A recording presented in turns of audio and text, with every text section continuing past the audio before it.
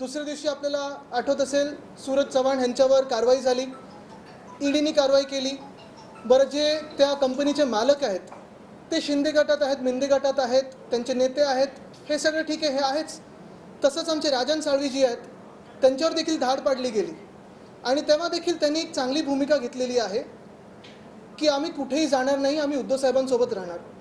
आमच्या वायकरजींवर पण असाच दबाव आहे, दबाव तंत्र वापरलं जात आहे की एक तर भाजपमध्ये या, मिंदे गटात या, आणि सगळेच निडरपणे एकदम लढत आहेत आणि हीच भूमिका घेतलेली आहे की आम्ही काही चुकीचं केलं नाही. जर आमच्यात काही लपवण्यासारखं असतं, आम्ही काही चुकीचं केलं असतं तर आम्ही शरण आलो असतो, जसे बाकी वॉशिंग मशीनमध्ये आलेले आहेत.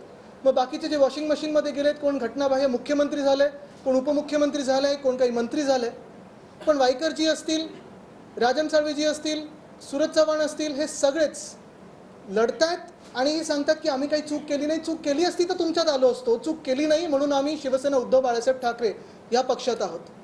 असो, हे सगळं वातावरण आपण एका बाजूला बघत आहोत, तर दुसऱ्या बाजूला दोन महत्त्वाचे विषय हे आपल्यासमोर मी मध्यंतरी आणले होते, त्याच्यावर पुन्हा एकदा आपलं लक्ष आकर्षित करू इच्छितो. पहिला विषय मी थोडा धावता घेतो कारण तो मुंबईसाठी महत्त्वाचा आहेच, पण दुसरा विषय देखील तेवढाच महाराष्ट्रासाठी महत्त्वाचा आहे. पहिला विषय आहे महालक्ष्मी इथे असलेले रेसकोर्सबद्दल. आपल्याला माहिती आहे, काल जे म्युन्सिपल कमिशनर आहेत, जे प्रशासक आहेत मुंबई महानगरपालिकेचे, त्यांनी तिथे एक ओपन हाऊस घेतलं. ओपन हाऊस खरं ओपन असायला पाहिजे होतं, त्याच्यात 1800 मेंबर्सच घेतले होते RWITCचे, आणि त्यांनी देखील जे प्रश्न विचारले त्यांना उत्तरं काही फारशी मिळालेली नाही आहेत. त्यांनी जी प्रेस नोट काढली नंतर MCनी मी पाहिली, ते एकदम मस्त, एकदम तिळगुळ घ्या गोडगोड बोला असं होतं, पण खऱ्या अर्थाने तशी प्रेस कॉन्फरन्ससारखं त्यांचं जे काही ओपन हाऊस होतं ती तेवढी स्मूथ झाली का?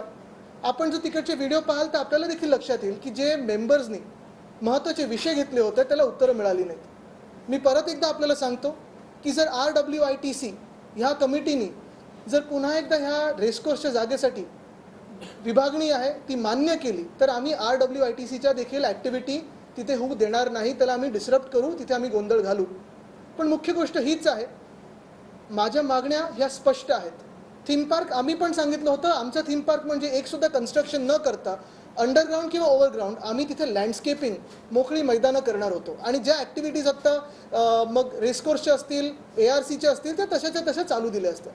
पण आत्ता अजून स्पष्टीकरण जे आपल्याला म्युन्सिपल कमिशनर यांच्याकडून पाहिजे ते हे आहे की मुंबईकरांचा तुम्ही 100 कोटीचा पैसा हा तिकडचं तबेल्यांवर वापरणार का? कारण आमचे 100 कोटी, ह्या मुंबईचे 100 कोटी तबेल्यांवर वापरण्यापेक्षा मुंबईच्या हितासाठी वापरा. ते तबेले आहेत RWITCचे, ते 100 काय 1000 कोटी देखील खर्च करू शकतात, अशी त्यांची तिथे तयारी आहे.